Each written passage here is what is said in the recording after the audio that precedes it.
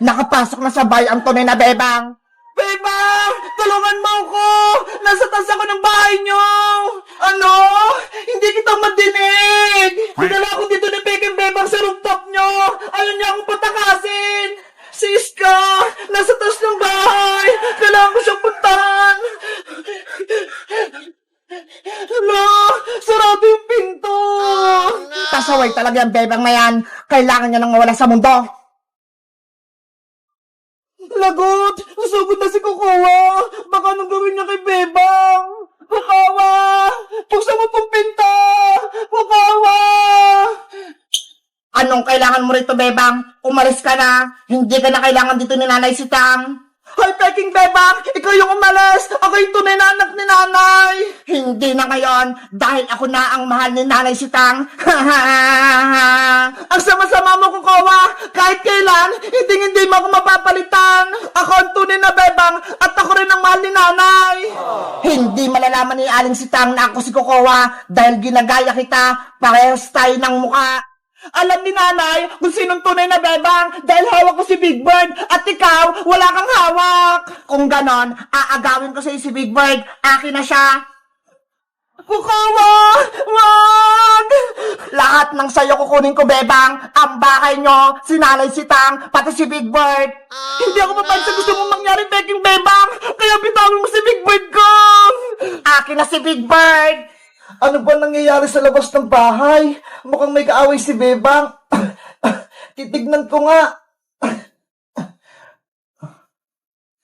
Bebang! Anong kaguluhan yan? Nanay ko!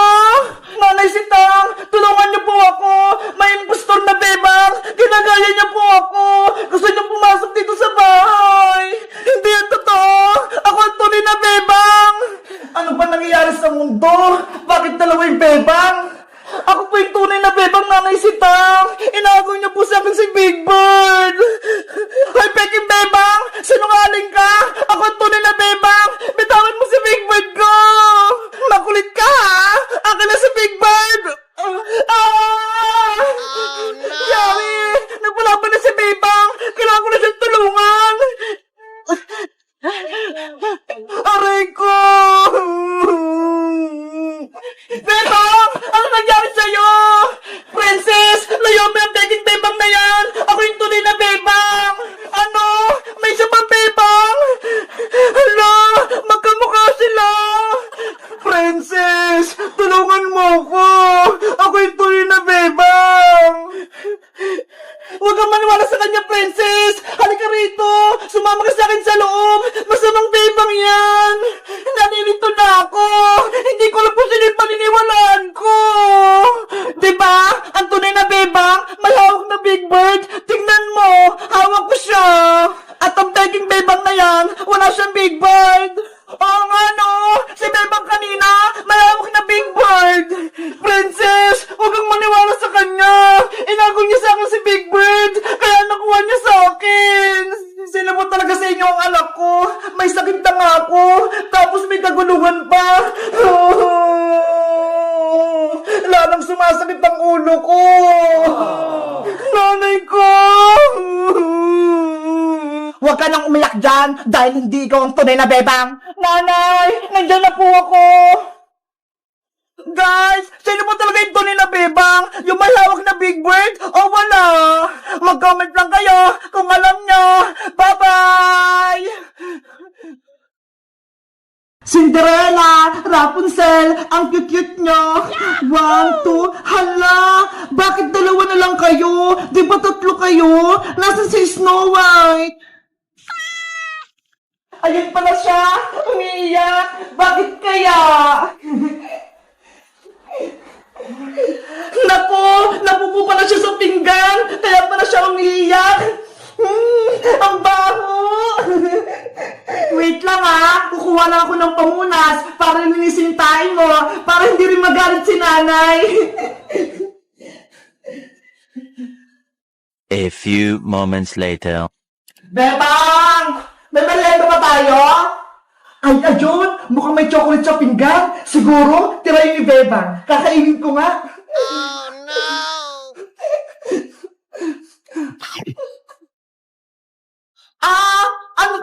Nasaan tait? Bebang! Nasaan ka? Nay! Nandito po ako! Ano po yan? Bakit may pupo rito sa pinggan?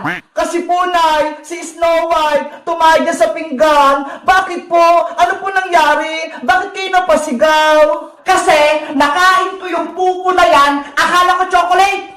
Ano po? Nakain niyo yung pupo ni Snow White?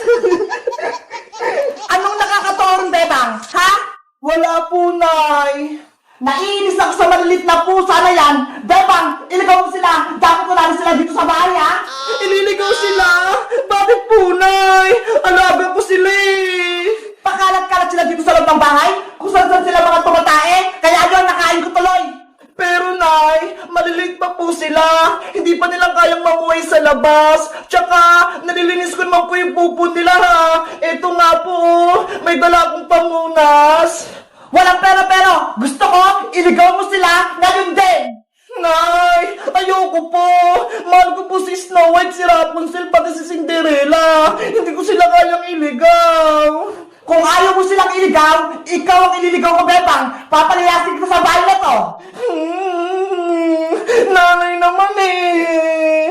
Huwag mo akong iyakan, Bebang. Bilisan mo na. Iligaw mo na sila. Ayoko makikita sila dito sa bahay. Opo. Snow White, Rapunzel, Cinderella, sorry. Pinalayas na kayo ni Nanay. Doon na kayo maninirahan sa may labas. Doon mo iligaw sa malayo yung mga yan para hindi sila bumalik. Opo, Nay. Tara na mga alagang pusa. Labas na tayo.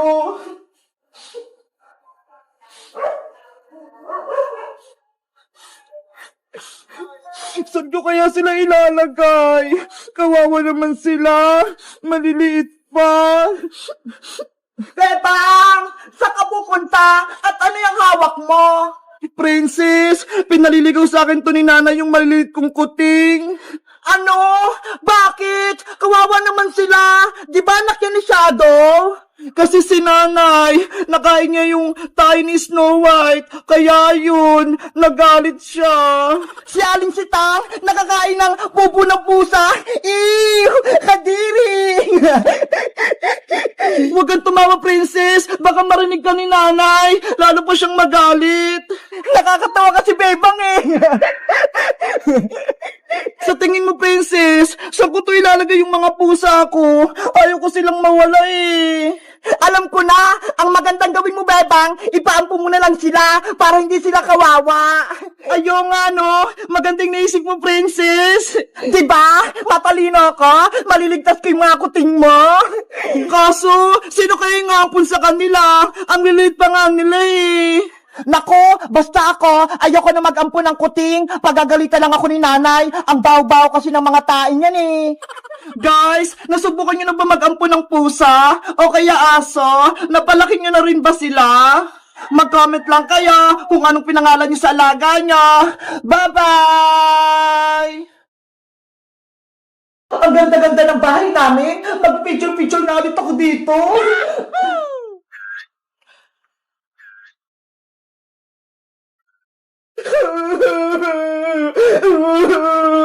Ayoko na dito sa bahay! May kapatid pala ako! Hindi ko alam! Bebang anak! Sorry! Hindi ko sinabi sa'yo! Si Nanay! Nagsinungaling niya sa akin! Hindi niya sinabi na may ate pala ako! Nalayas na ako dito sa bahay! Barbara! Kasama mo si Bebang! Nagmamala siya sa loob! Hay naku, Nay, hayaan niyo muna yan si Bebang. Nagtatampo lang yan kasi hindi niyo sinabi sa kanya na may kapatid siyang maganda. Kasalanan ko to! Bakit nagagalit si Bebang? Bebang! Kausapin mo ako! Buksan mo tong pinto! Asa na pa yung mga damit ko? Nalayas na ako dito sa bahay!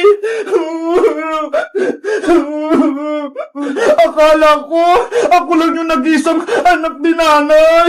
Yung pala, meron pa akong kapatid, si Ate Barbara. Galit ako kay Nanay. Nagsisinungaling siya sa akin!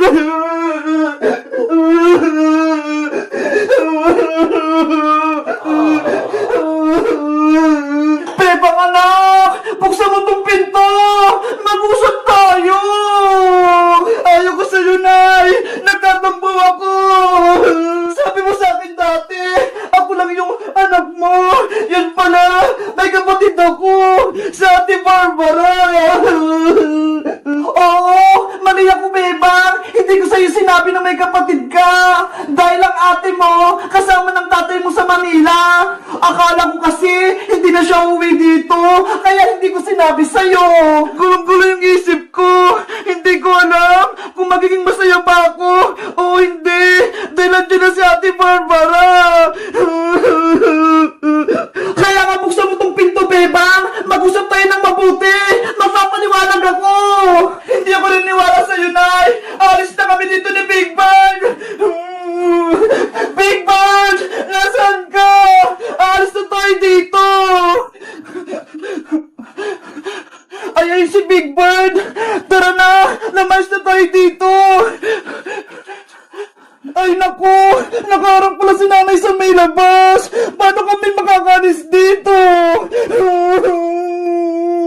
Barbara! Ikaw lang makipag-usap sa kapatid mo! Baka pakinggan ka niya! Mamaya na, Nay! Nag-selfie ako rito sa bahay natin eh! Iingitin ko rin yung mga friends ko! Ano naman to si Barbara? Puro selfie, puro cellphone, hindi mautusan? Huwag niyo na kasing intindihin mo na si Bebang. Mamaya-maya, magiging okay na din siya. Hindi ako magiging okay! Ayoko sa inyo!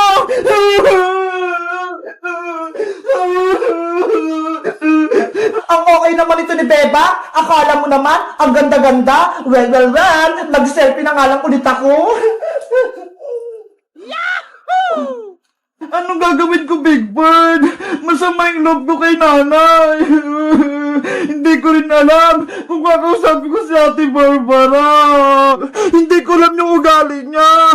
Mabait ba siya? Masungit? Matapang? Hindi ko alam kung magiging close kami. Hindi ko alam yung pakiramdam ng may kapatid. Sana, hindi na lang siya nagpakita dito sa bahay at hindi ko na rin nalaman na may kapatid ako.